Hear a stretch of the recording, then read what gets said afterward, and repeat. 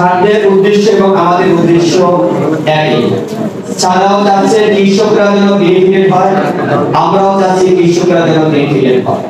আমার কাছে মনে হচ্ছে এই দুই শ্রেণী সবচেয়ে বেশি বঞ্চিত হচ্ছে।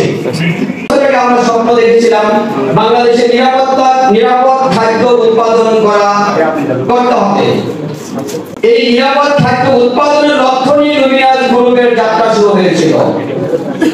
যে এই আপেলের ভিতরে বিষ প্রয়োগ করা হয়েছে, যদি আপেলের ভিতরে বিষ প্রয়োগ করা হয় তাহলে বাংলাদেশে প্রতিটি খাদ্যের বিভিন্ন বিষ প্রয়োগ করা হচ্ছে। তাহলে অ্যাকচুয়ালি আমরা খাচ্ছি কি? তখন থেকে আমাদের স্বপ্ন, আমাদের দক্ষ ম্যানেজমেন্ট, আমরা স্বপ্ন দেখেছিলাম বাংলাদেশে নিরাপদ খাদ্য উৎপাদন করব। সে তখন থেকে আমাদের যাত্রা শুরু হয়েছে। আমরা বাংলাদেশের সবচেয়ে আজকে কৃষক ভাইদেরকে আওয়াজ তুলতে হবে এবং ছাত্রদের আওয়াজ তুলতে হবে। যেই কোম্পানিগুলো কৃষিতে ভেজাল দিচ্ছে, বিষ প্রয়োগ করছে, তাদেরকে আমরা বয়কট করি। আমাদের আওয়াজ তুলতে হবে।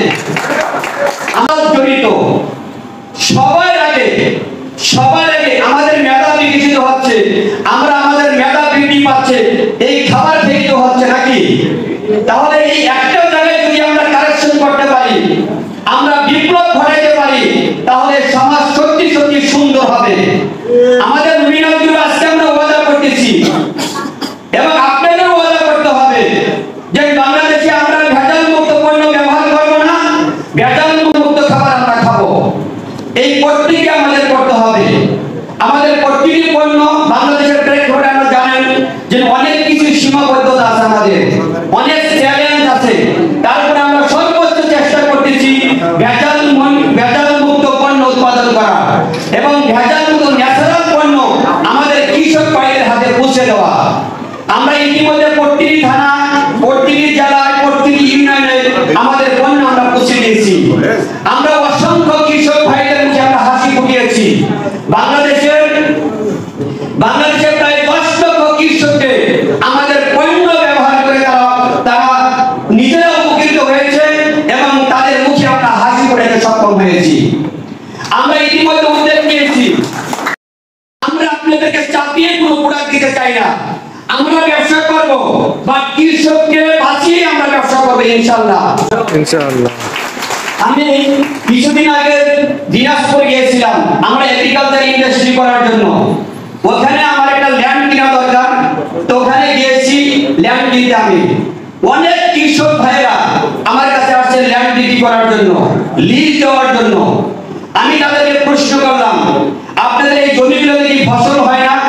কয় প্রচুর ফসল হয় ভাই। আমি বললাম তাহলে বিক্রি অথবা লিজ কেন দিবেন? আমাদের অনেক ফসল হয়, তারপরে আমরা লস করতেছি। তখন আমি চিন্তা করলাম কাদের জন্য এত আয়োজন?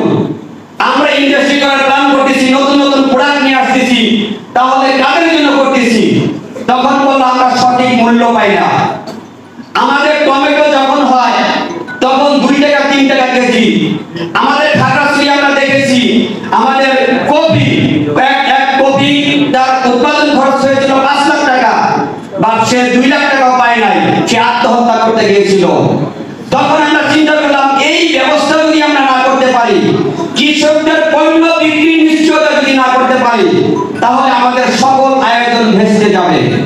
তখন আমরা চিন্তা করলাম প্রতিটা থানায়, প্রতিটি জেলায় এবং ইউনিয়নে আমরা উদ্যোগ নিয়েছি কৃষক ভাইদেরকে উন্নত মানের ট্রেনিং দিতে হবে। কি ট্রেনিং দিতে হবে? টমেটো একই সাথে সবাই করার দরকার নেই। আপনি 10 দিন, 20 দিন, 15 দিন আগে পিছিয়ে করলে কোনো সমস্যা হবে না। এভাবে করে আমরা তাদেরকে সচেতন করতেছি। 2, তাদের পণ্য আমরা কিনে নিয়ে আমরা ভোক্তার হাতে পৌঁছে দেওয়ার পরিকল্পনা হাতে নিয়েছি। আমরা প্রতিটি জেলায়, প্রতিটি থানায় ইতিমধ্যে আমাদের এই কার্যক্রম আমরা শুরু করেছি। সরাসরি কৃষকদের কাছে পণ্য কিনে লুমিনাস নামে আমরা বাজার তৈরি করতেছি। ওই বাজার এনে আমরা ন্যায্য মূল্যে ভোক্তাদের হাতে পৌঁছে দিব। তাহলে কৃষক ভাইরা যে পণ্য উৎপাদন করতেছে তারা কিন্তু সঠিক মূল্য পাবে। পাশাপাশি প্রতিটি বিভাগে আমরা কোলেস্ট্রল করার পরিকল্পনা হাতে নিয়েছি। আমরা বিভিন্ন কৃষিবিদদের সাথে আমাদের আলোচনা চলতেছে কিভাবে তাদের পণ্য কৃত্রিম ভাবে মিনিমাম 1 মাস, 2 মাস, 3 মাস রাখা যায়। পৃথিবী অনেক আপডেট, আমরা ন্যানো প্রযুক্তি নিয়ে কাজ করতেছি। আমাদের একটা প্রোডাক্ট ন্যানো গ্রোথ, যেটা ন্যানো প্রযুক্তি ব্যবহার করলে কি হবে, এক, কৃষকরা ভেজাল মুক্ত পণ্য উৎপাদন করতে পারবে, 2 নম্বর কৃষকের খরচ কমবে, 3 নম্বর কৃষকদের সাশ্রয় হবে। আমরা এই ন্যানো প্রযুক্তিকে আরো ব্যাপক আকারে সারা বাংলাদেশের প্রতিটি কৃষকের কাছে পৌঁছে দেওয়ার জন্য আপনারা জানেন আমরা যশোর বিজ্ঞান ও প্রযুক্তি বিশ্ববিদ্যালয়ের সাথে পার্টনারশিপে ডেভেলপমেন্টে যাচ্ছি। আমরা আগামী মাসে, এই মাসের 25 তারিখে আমাদের তাদের সাথে দিতে হবে, কারণ আমাদের নতুন প্রযুক্তি আমাদের কৃষক ভাইদেরকে পৌঁছে দিতে হবে। আমি অনেকগুলো কান্ট্রিতে যাওয়ার সৌভাগ্য আমার হয়েছে, এখানে বাংলাদেশের কৃষি পণ্যের অনেক চাহিদা, অনেক ডিমান্ড। আমি কিছুদিন আগে দুবাই গিয়েছিলাম, সৌদি আরব গিয়েছিলাম, ওইখানে আমি আমার বাঙালি ভাইদের সাথে জিজ্ঞাসা করলাম বাংলাদেশি পণ্য এখানে আসে না কেন, এরা তো উৎপাদন করে না, এরা তো বিভিন্ন দেশ থেকে পণ্য নিয়ে আসে। তারা বলে এই দেশের ব্যাপক চাহিদা বা বিষ প্রয়োগ করার কারণে আমাদের কাছ থেকে মুখ ঘুরিয়ে নিচ্ছে। এই জন্য সবার আগে বিদেশি যে মার্কেট, ফরেন মার্কেট ধরার জন্য আমাদের কৃষক ভাইদেরকে সচেতন করতে হবে, বিষ মুক্ত খাবার উৎপাদন করেন, তাহলে আমরা দেশের বাইরেও আমাদের পণ্য আমরা দিতে পারবো, এক্সপোর্ট করতে পারবো। আমরা ব্যক্তিগতভাবে উদ্যোগ নিয়েছি প্রায় 20টা কান্ট্রিতে, আমরা নিজেরা ওয়্যার হাউস করে আমাদের কৃষক ভাইদের কাছ থেকে পণ্য নিয়ে আমরা ওখানে বিক্রি করার পরিকল্পনা হাতে নিয়েছি। ইনশাআল্লাহ আজকে কৃষি অফিসার স্যারদেরকে বলবো, যদি